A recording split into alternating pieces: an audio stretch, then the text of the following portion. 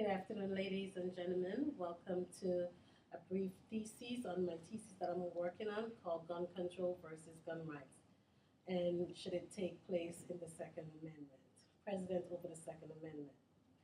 Alex Sullivan, John Lamar, Jesse Chow, Mackay Mead, John Blanc, Alex Teves, Alexander A.J. Boken, Rebecca Wing, Matt Quinn, and Veronica Moses. These are not mere random names for each of these people has to. These are an elected group of various walks of life, sisters, brothers, uncles, and aunts. Each of these people were a victim of tragic, horrific crimes by gun. As you can see today, gun violence is at an all-time rise in our nation. How they share this kingship, the killing in the recent United States history, from Alex Sullivan to Jesse Childlikes, these 12 were victims of the 2012 Aurora, Colorado theater massacre just a few months ago. The government is trying to get new laws and regulation for guns control. Enough hasn't been done. We need our senators and our Congress people to reach out more to garnish these laws. With the establishment of each benchmark, each through history, as a result, some changes in the current state crime legislature has been created or adjusted to meet the needs of the people. At this point right now, with all these gun laws that are happening right now, we need stricter laws to control them. Yes, I am for the Second Amendment, but not everybody needs to bear arms.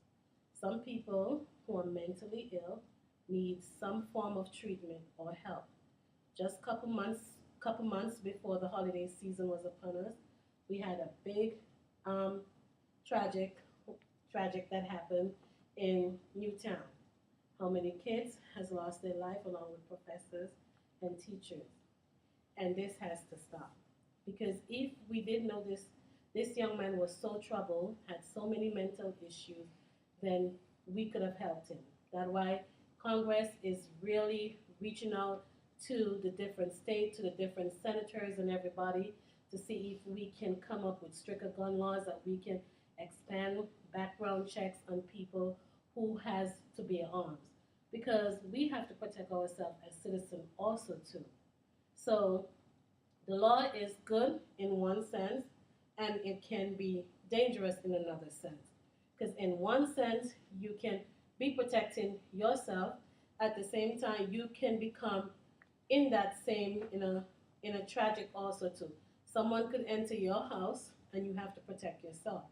What are you going to do? You're going to let someone kill you, or you're going to try and protect yourself. So you're going to do what is in the best interest for you to protect your family. At the same time, you may kill an intruder that's in your house, and people's going to look at you and say, oh, why did you have to do that, or blah, blah, blah, you know what I mean? But at the same time, you have to protect yourself. Just like how you're driving on the street out there, you get mugged or something, you have to protect yourself either which way. So that is why we need more stricter laws on guns, on how to use them, how to protect ourselves. You know, if they can do a lot more background checks on people to see if these people are enough, stable enough and licensed to carry these guns.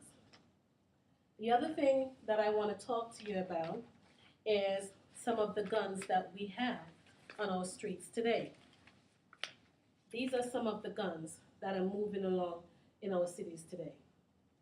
Believe it or not, it doesn't take much to purchase a gun today.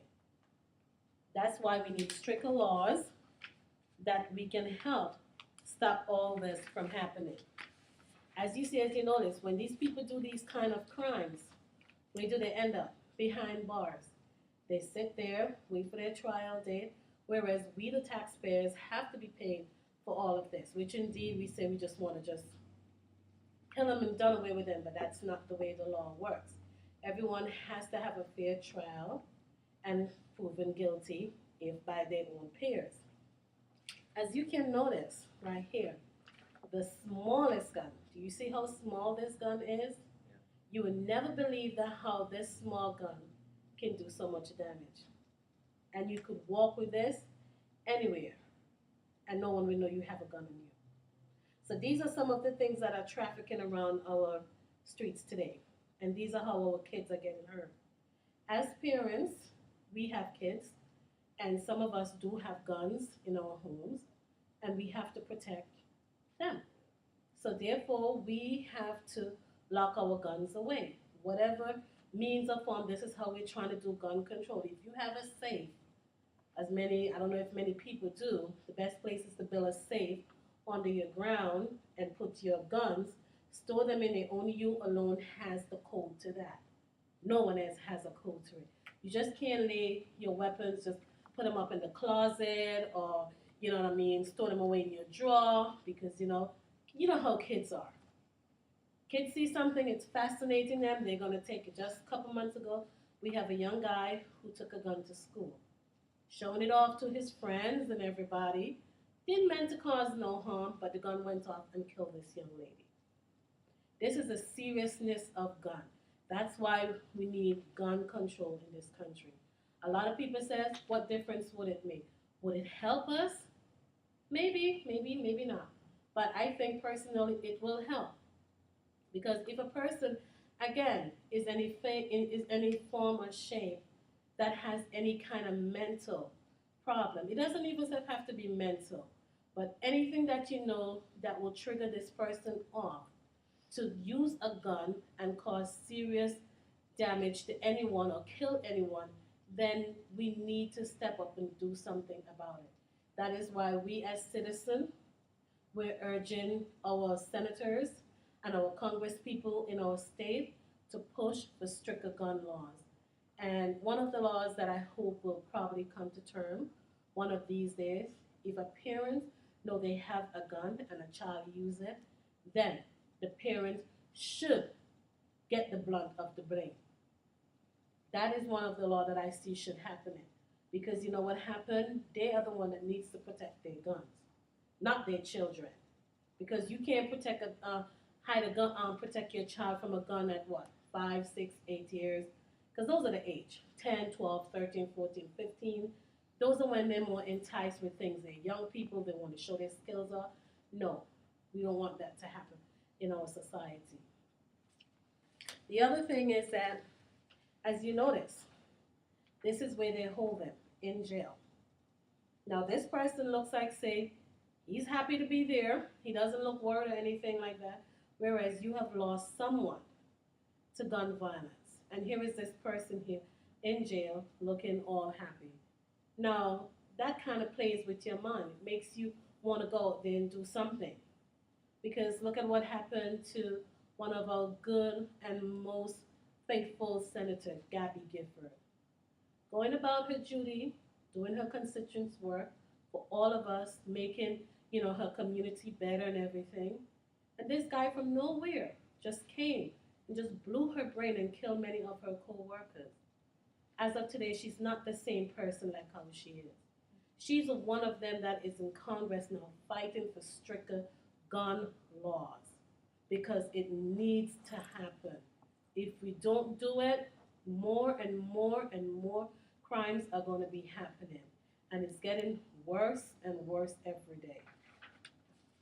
The other issues that I want to talk about today also too is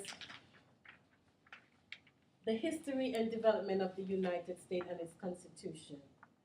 In order for one to understand or even try to understand the current state of countries and criminal justice system, there has to be an understanding that something changed yesterday in order for today to be different. This is true for all the advancement that have been recorded through history, including technology, medicine, the arts, and the legal system. Like most aspects of American legal system, most all of us in this country's laws have been designed on example that is presented before us. So basically, again, we want to go back to our Constitution. That's what they're there for. The laws are there to help us.